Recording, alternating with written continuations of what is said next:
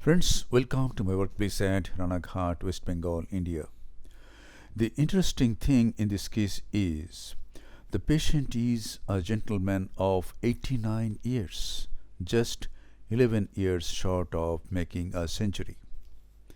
He wanted his surgery be done under topical anesthesia. Having observed that his auditory sense is very sharp, I decided to do this surgery under topical anesthesia. By this time, the main incision has been made and a side port has been made on the left side of the main incision. This is an air bubble filling up the anterior chamber. Underneath this air bubble, trypan blue dye is applied over the anterior capsule in such a way that the dye stains all parts of the anterior capsule. Then the dye is washed out with BSS using a 23G Simcoe cannula, and then the antechamber is filled up with 2% hydroxypropyl methyl cellulose. And now capsulorhexis is to be done, and before that, to prevent ballooning of the conjunctiva at the main incision, conjunctiva has been released, and now a Utrata forceps is being used to do capsulorhexis.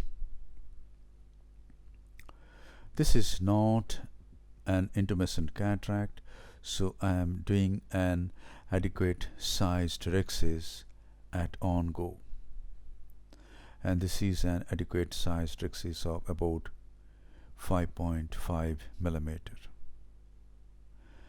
And this has been at this time I'm struggling to hold the capsular tag, but ultimately I could hold it and complete the rhexis. And see the rhexis. It is almost a circle. If we can train our hands to do rhexis, in most of the cases, rhexis like this, do we need a femtolaser just to do a rhexis? I don't think so. So, to avoid a huge investment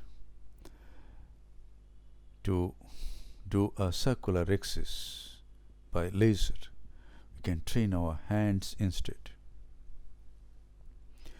Hydrodissection has been done by this time, and now watch the nucleus management.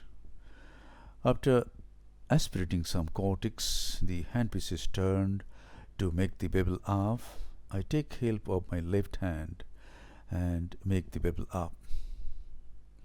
And now the tip of the Phaco needle is buried into the substance of the nucleus. It goes through the substance of the nucleus for a distance, and the nucleus is chopped. The nucleus is rotated on 180 degree, and going to a deeper level, the two heminuclei are completely separated. I call this technique submarine chop. This is very useful for hard cataracts. And one heminucleus has been chopped. This is the other heminucleus. Go through the substance of the nucleus and chop. And now each nuclear fragment is emulsified with ultrasonic energy, which is 70%. In this case, most of the time the 70% energy is not being used,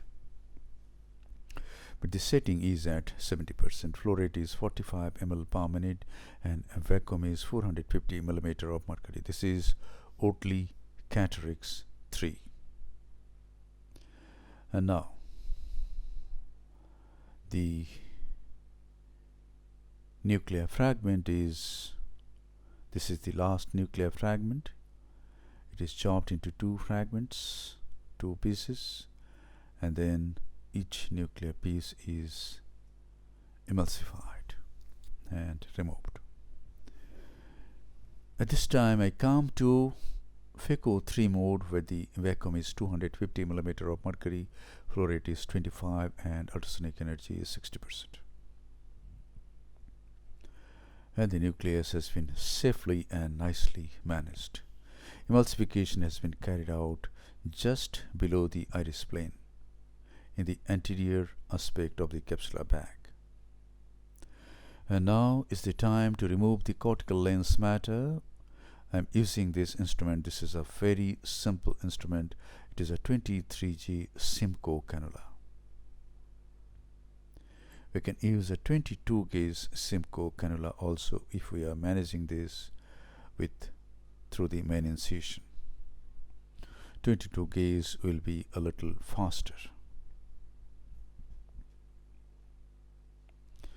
Yes, the cortical matter has been removed, and now we go through the side port and remove some more cortex from 11 o'clock. There was hardly any cortex though at that time, at that area. And now this is hydro polish. There is some cortical lens matter from 5 o'clock to 6:30 o'clock.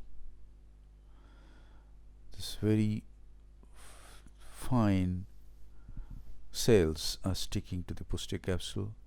So I just dislodged it from the posterior capsule, and then I'm asking for the Simcoe cannula again. And here it goes. I remove the fibers from 4 o'clock to 6:30 o'clock.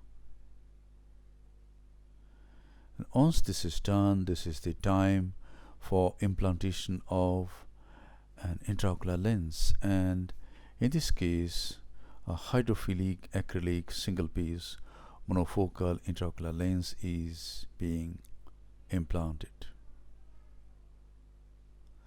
I asked the occupation of the patient when he was young, and he said he was a farmer as well as in acting in villages. He was in the entertainment of the villagers without taking any money, and he is very sharp-witted person.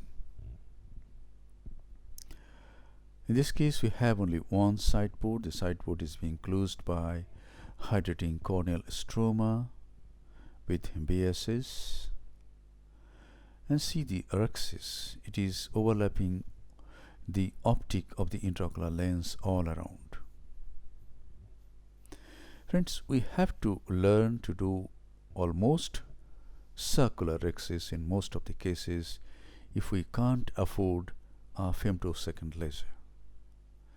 Yes, in 1 or 2 cases the rhexis may not be round, but still in most of the cases it should be round and acceptable.